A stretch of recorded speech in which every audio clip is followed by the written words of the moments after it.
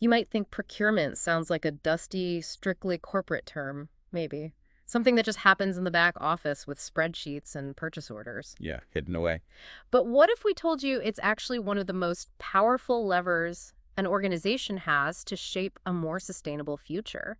It really is a huge potential impact. Forget those dry spreadsheets. Today, we're diving into a roadmap that helps any organization, big or small, bake sustainability right into its DNA. Hmm. Our mission in this deep dive is to take the official guidance from ISO 2400, that was published back in 2017, and really extract the most important insights for you.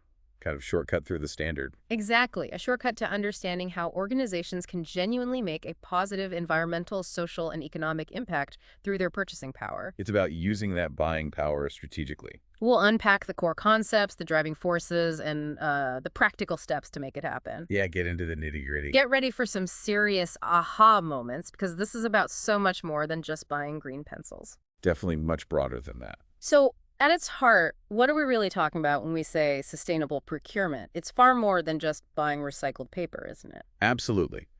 At its core, sustainable procurement is defined as buying goods or services in a way that generates the most positive environmental, social, and economic impacts possible. And that's across the entire life cycle of those products or services. The whole life cycle. Okay. Right. While striving to minimize any adverse impacts, think of it as a powerful instrument for contributing to sustainable development, embedded within every purchasing decision. That makes perfect sense. A powerful instrument. And it's not just a nice to have, is it? The ISO standard outlines 12 core principles that really underline its strategic importance. That's right, 12 key foundations. Could you highlight maybe some of the most impactful ones for us? Sure. Well, it's built on a foundation of trust, accountability, and fairness. Take accountability, for example. This means your organization is ultimately accountable for its impacts, including those deep within your supply chain. Deep within. Wow. Yeah, across the entire life cycle of a product. So if a child labor issue is uncovered 3 tiers deep in your supplier's operations, your organization is on the hook. Okay, that really raises the stakes. It forces a whole new level of due diligence. Then there's transparency, which is about openness in procurement decisions and activities, and encouraging suppliers to be transparent too. It's really the basis for collaboration. That deep accountability is a game changer for many, I imagine. What about driving innovation? Because it feels like sustainable practices could sometimes be seen as restrictive, maybe? But I understand the standard suggests the opposite.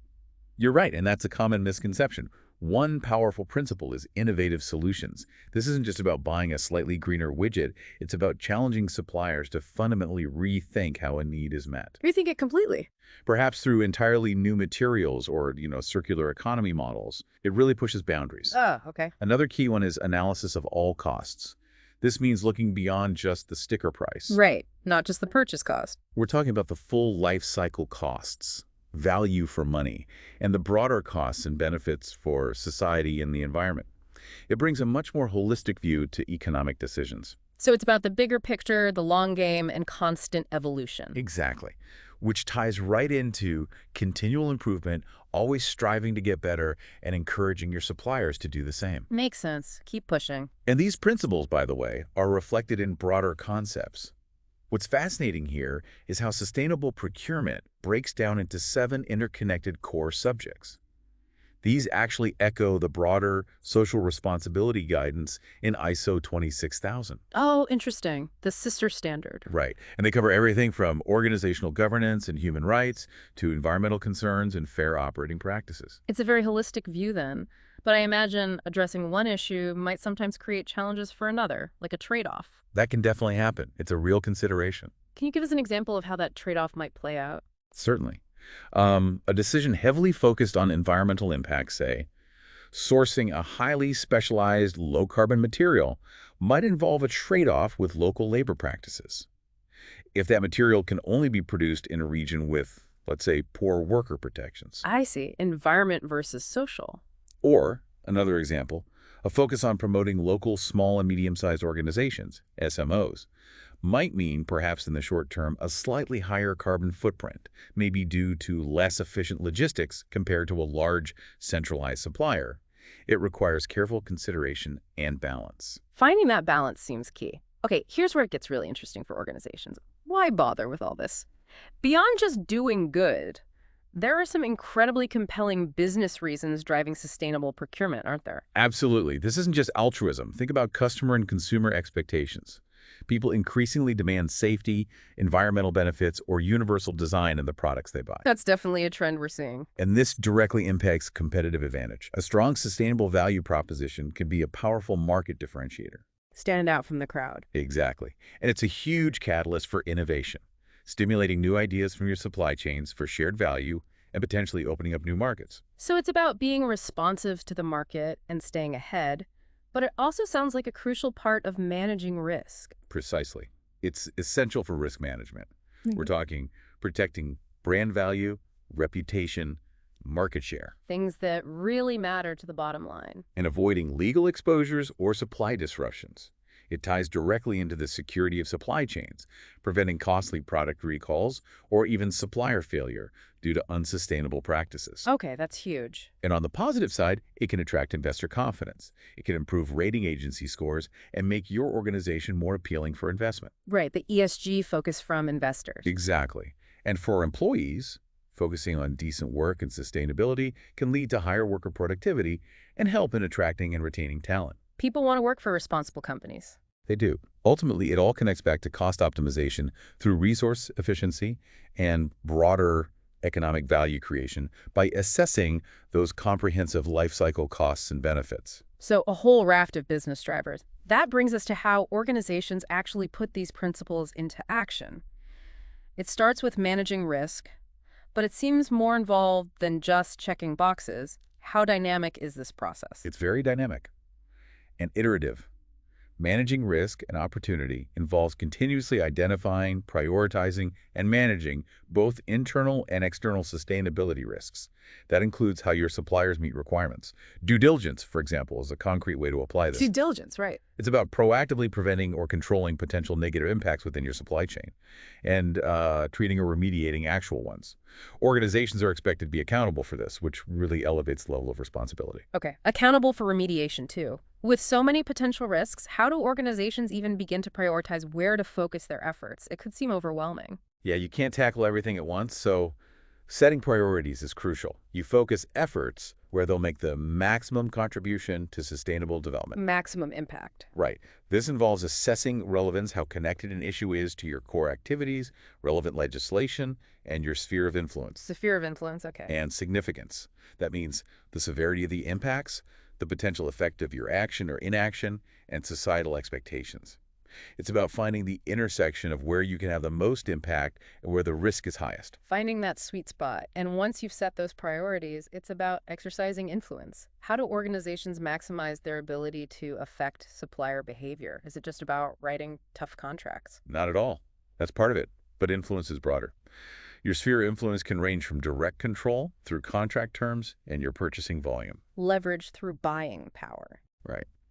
To offering incentives or even collaborating with other buyers or engaging government.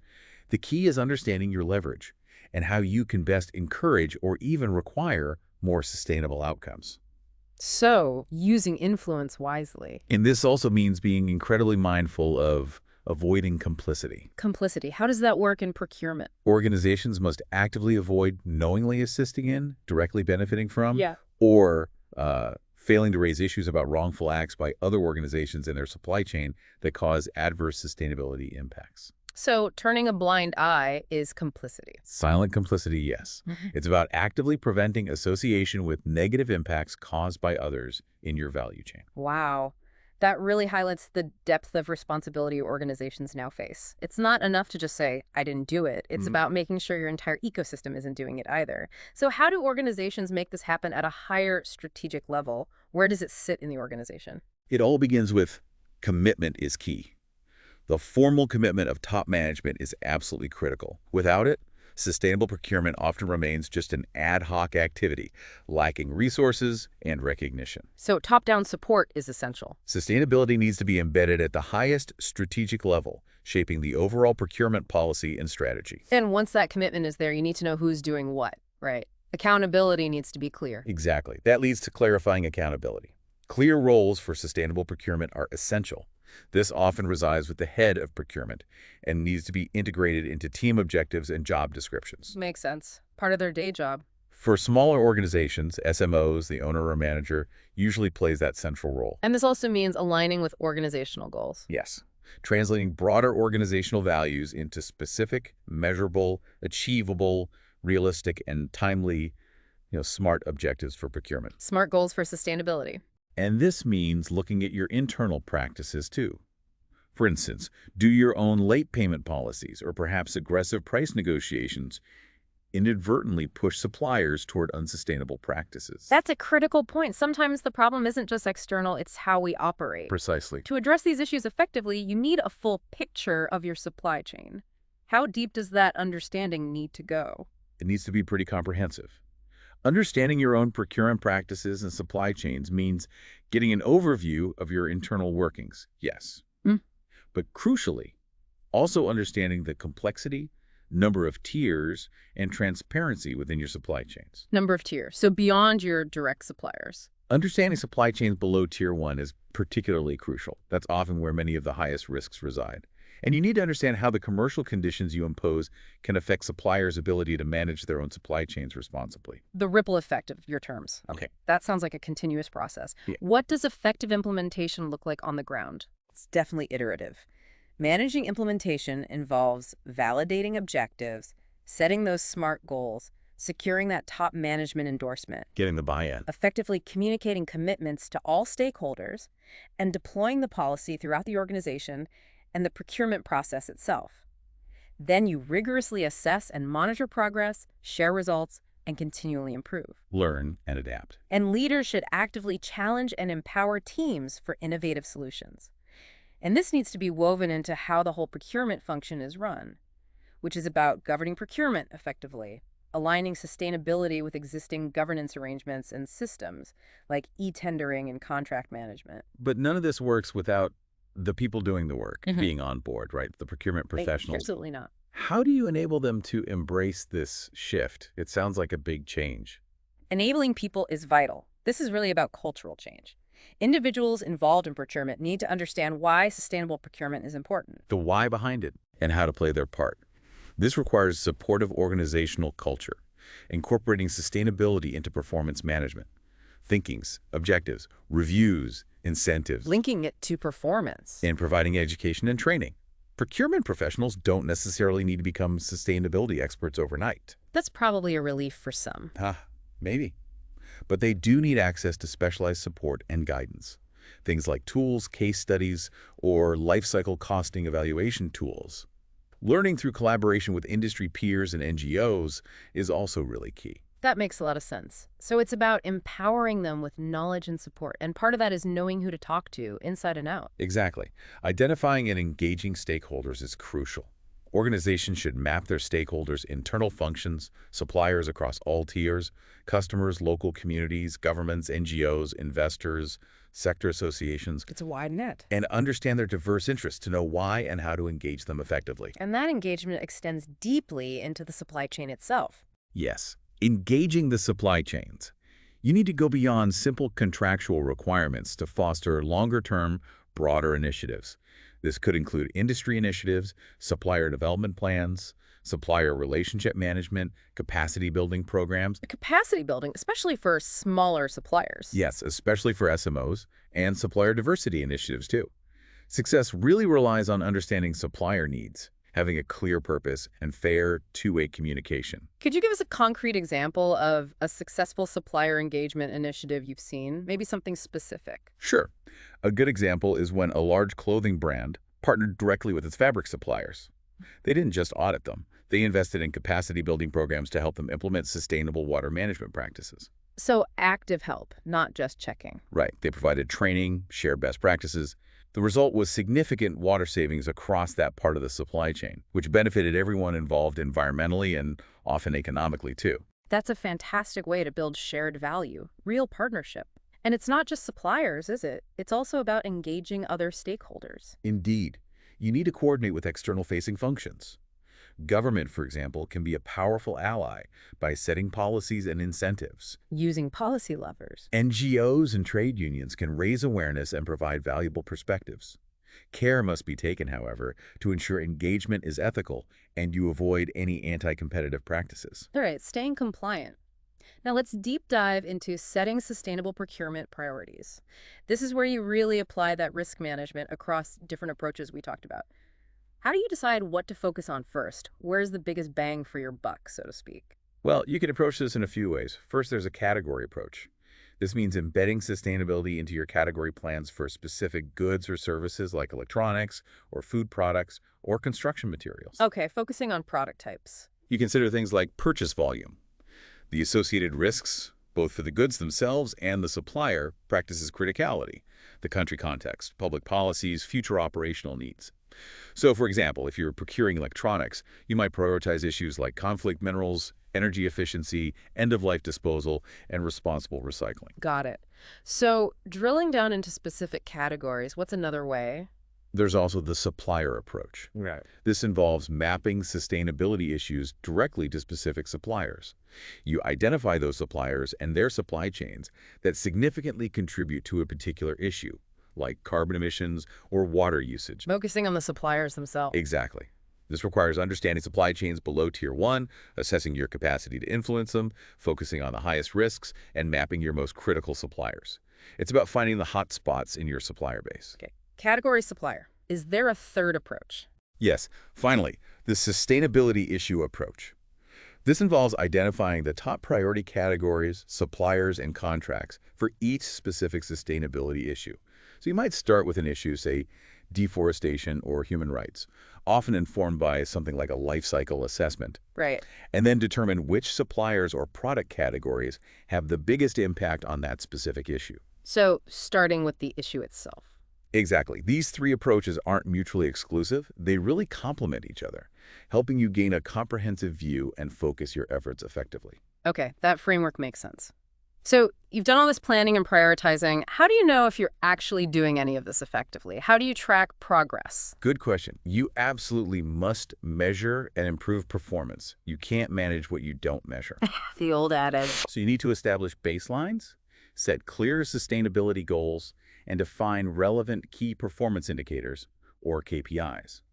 Then continually monitor, assess, and improve performance using a mix of indicators. Could be process indicators, output, outcome, or even impact indicators. And measurement can be qualitative too, not just numbers. Yes, measurement can be qualitative or quantitative, and it should be applied to both your internal practices and the actual outcomes you achieve in the supply chain. And once you measure, you need to be reporting. What are the key considerations there, especially given the potential burden on suppliers, which you mentioned? Yeah, grid reporting is crucial for accountability and transparency, but you absolutely must minimize the burden on suppliers, particularly smaller ones. Keep it manageable. You report at various levels externally to the public, internally to top management, within the procurement team, and maybe even at the supplier or contract level. Ensure your reporting is accurate, comparable, clear, and robust. And critically, communicate both positive and negative results. Transparency about challenges too. Exactly. The communication itself should be complete, understandable, responsible, accurate, balanced, timely, and accessible. And to really see how you stack up against others, there's benchmarking. How useful is that in practice? Benchmarking against peer organizations and established sustainability indices like Dow Jones Sustainability Index or CBP can offer valuable insight into trends and best practices. See what others are doing. Right. But it's important not to let it distract from your organization's most significant issues, the ones you identified in your prioritization. You want to learn and improve? Yes. But stay focused on what truly matters to your unique operations and impacts. Good point. Don't chase rankings blindly. Lastly, a critical component that builds trust, especially for the most vulnerable stakeholders, is establishing a grievance mechanism. Why is this so vital? This is incredibly important. It's about creating a safe, transparent, and accessible avenue for stakeholders, particularly those who might be vulnerable, like workers in distant factories or local communities. People without much power? Precisely. An avenue for them to report problems, complaints, or suggestions, and importantly, seek redress if something has gone wrong. And what makes these mechanisms effective? For them to work, they must be based on engagement and dialogue. They need to be legitimate, accessible, safe meaning secure, and offering anonymous options predictable, equitable, transparent, rights compatible, and perhaps most importantly, a source of continuous learning for the organization. Learning from complaints. Grievance mechanisms aren't just for compliance or putting out fires. They're about building trust, improving relationships, preventing future harm, and protecting people. That makes total sense. A crucial safety net and feedback loop. Okay, let's shift gears now to integrating sustainability into the actual day-to-day procurement process. The key here, I imagine, is building on what's already there rather than reinventing the wheel. You don't want a whole separate system. Precisely. The core principle is building on existing processes. You definitely don't want to create parallel, cumbersome systems. Sustainability should be integrated right into your current procurement workflows. Seamless integration. And the ISO guidance is helpful here because it specifically follows a typical procurement flow, making it practical and actionable for procurement teams. Okay, so it starts with planning, specifically your sourcing strategy. What are the key sustainability considerations at this really foundational stage? This stage is absolutely crucial for getting it right. It involves assessing sustainability risks and opportunities for the specific goods or services you're buying. This means looking at technical aspects, the compliant culture and potential sourcing regions, the actual sourcing locations, and the structures of the supply chains involved. Again, looking deep. Especially below Tier 1. Imagine you're sourcing cotton. You'd assess risks like water scarcity in the growing region, potential for forced labor, or heavy pesticide use. This requires a multidisciplinary approach. You need technical experts, sustainability folks, and the end users involved. Getting everyone in the room. And the lifecycle approach, or LCA, is key here again, assessing impacts from cradle to grave. And it also means analyzing the costs using lifecycle costing, or LCC. We touched on this, but it includes total cost of ownership purchase, operating end of life. Right. But also monetizing positive or negative externalities for the organization and society. Can you unpack monetizing externalities a bit more? What does that mean in practice? Sure. Think of it as trying to put a dollar figure on things that aren't usually captured on a traditional balance sheet. For example, the cost of carbon emissions associated with a product's transport or use, or the value of clean water preserved by a supplier's process, or maybe the societal benefit of creating local, decent jobs. Putting a price on social and environmental factors. Essentially, yes. So when comparing two options, LCC allows you to factor in, say, the downstream environmental cleanup costs of one option versus the long-term community benefits of another. It gives you the true, full cost picture, not just the upfront price tag. That makes it much clearer, a much broader definition of cost. And before even looking for a supplier, you also need to analyze organizational needs. Is that about challenging the demand itself? Exactly. This means stepping back and considering alternative options for achieving the desired outcome. Can you eliminate the demand entirely? Maybe reduce the frequency of use? Could you outsource or lease instead of buying outright? Share or lease instead of own. Right. Or aggregate demand across different departments for efficiency. Or encourage recycling, repairing, or repurposing existing assets. This directly aligns with the concept of a circular economy, prioritizing resource efficiency and waste reduction before you even buy something new. Rethinking the need itself. Then you analyze the market to understand supply market capability. How does this help integrate sustainability? Well, you assess how including sustainability criteria might affect competition in the market. Are there enough suppliers who can meet the standards? And you look for ways to empower local suppliers, those SMOs we mentioned, and perhaps disadvantaged populations. Creating opportunity. And engaging diverse suppliers early can be a great source of innovation. They might offer new technologies or business models you hadn't considered. There's actually a tool mentioned, the Market Engagement Matrix. It helps you understand your leverage with suppliers. Leverage, right. Are you a market mover with high influence, able to shape the market? Or more of a market taker who has to adapt to what's available? This understanding helps guide your strategy based on both your influence and your sustainability ambition. Understanding your place in the market. And all these elements, risk assessment, LCC, needs analysis, market analysis, they come together when completing the sourcing strategy. It sounds like the blueprint for the whole procurement. It really is. This strategy document should pull together all those key findings. Yeah. The risks identified and actions planned, the demand approaches considered, how sustainability objectives will be met, the specific requirements to be included, the expected benefits, both financial and non-financial, and any budget impacts. And disposal, too. Yes. Even disposal strategies for end-of-life assets should be considered right here at the planning stage because they have significant sustainability implications down the line. Thinking end-to-end from the start. Okay, strategy plan. Now you move to integrating sustainability requirements into specifications. How do you define criteria that are both objective and allow for fair competition, especially for those smaller suppliers? That's key. You need to define objective, verifiable, and transparent sustainability criteria. They have to allow for fair competition. These can take different forms. Physical or descriptive, like requiring a certain percentage of recycled content. Yeah. Performance-based, like setting a target for reducing carbon emissions during use. Or functional, defining the desired outcome like provide clean drinking water without prescribing the exact solution. Letting suppliers innovate on the how. Exactly. Performance and functional requirements are generally preferred because they do encourage that innovation. Requirements can be minimum, mandatory ones, or optional ones that get rewarded in the evaluation. And how do you verify these requirements are actually met? It's one thing to specify. True, verification is critical. You can use marks, labels, or certifications as valuable sources of information. Think of verified eco-labels, like ISO Type 1, or self-declared environmental claims, Type 2, or detailed environmental product declarations, Type 3. Each serves a different purpose for transparency. Different levels of assurance. Right. And you evaluate that requirements are met through documented procedures, maybe document reviews, testing, site audits, or third-party certification. You always need to balance the cost of verification with the level of assurance needed for the specific risk. Makes sense. Now on to selecting suppliers. This starts with assessing capacity and pre-qualification. What's the best way to get beyond just self-declared claims at this stage? Yeah, pre-qualification is about the supplier's overall capability. You gather information on their general capabilities, but also their ethical conduct, human rights policies, labor practices, environmental management systems.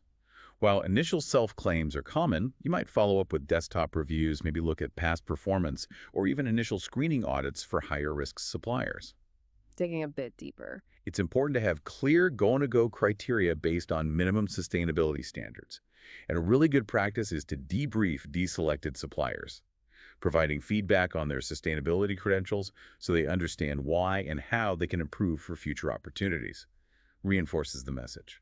That's constructive. When managing tenders, transparency, accountability, and ethics are paramount. What's a potential red flag you should look out for during the tender process? Well, first, you should always clearly communicate the evaluation criteria and methods up front, including how sustainability will be weighted. A potential red flag is an abnormally low price. Too good to be true. It might indicate a supplier is cutting corners on costs somewhere, and that somewhere could easily be wages, safety, environmental protection, or other sustainable practices. It could signal future risks. Worth investigating further. Definitely. Interestingly, the standard also suggests that contracts can even be conditional upon achieving certain minimum sustainability standards over time. Oh, like a phased approach. Exactly.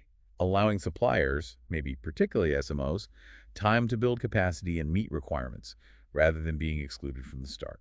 That seems fair and practical. And finally, when awarding the contract, how do you balance cost with sustainability commitments, especially during negotiations? Sometimes cost pressure is intense. It is, but there are methods. You can explicitly reward superior sustainability standards in your evaluation model. You can use qualitative judgment through interviews or site visits to assess commitment. You can do fit-for-purpose assessments, looking at things like durability or recognized eco-labels. And crucially, using that accurate life cycle costing LCC calculation we talked about gives a truer picture of value. Bringing LCC into the award decision. Yes.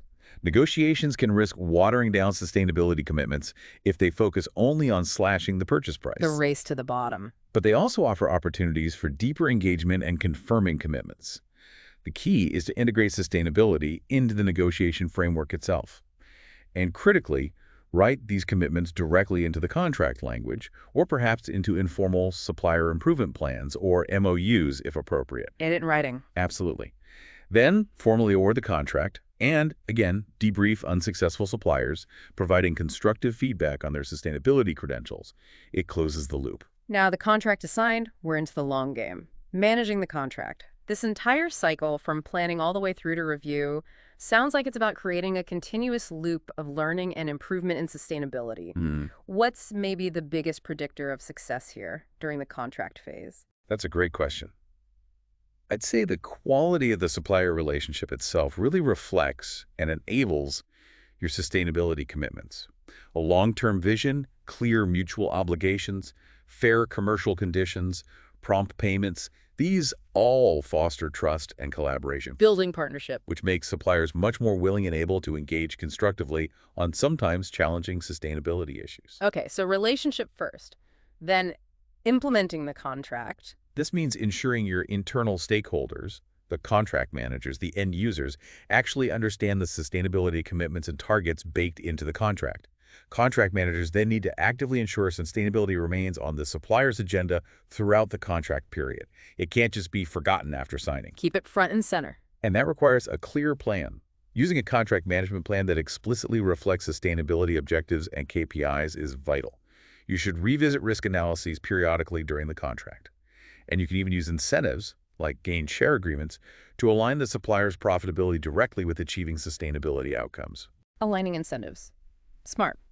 Then you need ongoing performance monitoring and relationship management, using tools like balanced scorecards that include sustainability metrics, requiring corrective action if performance trends negatively, holding regular review meetings not just to check boxes, but to foster communication and harness supplier expertise for improvement. Using the supplier's knowledge. And while periodic audits can be useful to verify specific claims, it's crucial to recognize audits alone aren't sufficient.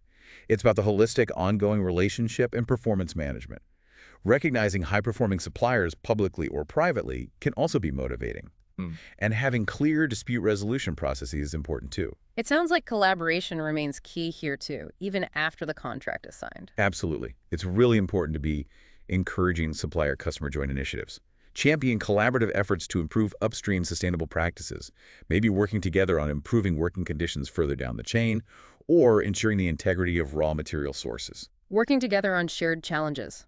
Exactly. Supply chain development programs, where you invest in improving supplier competence and capacity, can be very effective, especially for smaller, less resourced organizations. A great example might be sector-wide initiatives where competing companies actually collaborate, perhaps sharing audit data to reduce duplication, or working together on developing more sustainable materials. Pre-competitive collaboration. What happens when things don't go to plan? Managing supplier failure and sustainability seems especially sensitive. You can't just terminate immediately, can you? Ideally, no. You should generally treat failures to meet sustainability requirements like you would any other type of contract failure with a structured approach. The priority should usually be on providing capacity-building support first. Can you help the supplier understand and fix the problem? Support before punishment. Yes. Or perhaps collaborative work with other organizations buying from the same supplier, or even engaging government agencies for support might be options. Exiting a relationship, terminating the contract purely on sustainability grounds should really be a last resort, especially if it could have severe impacts on workers. Handle with care. It should only happen after genuine efforts to support improvement have failed, and even then, the exit should be managed responsibly. And finally, what about the very end of a product's life cycle in the procurement context? That's managing disposal and end of life. Often overlooked, but critical. You need to review disposal options actively to manage environmental impacts, maximize recycling and reuse opportunities, and minimize landfill and pollution. Think circularity again. Closing the loop. And this is where life cycle costing, LCC, becomes crucial one last time.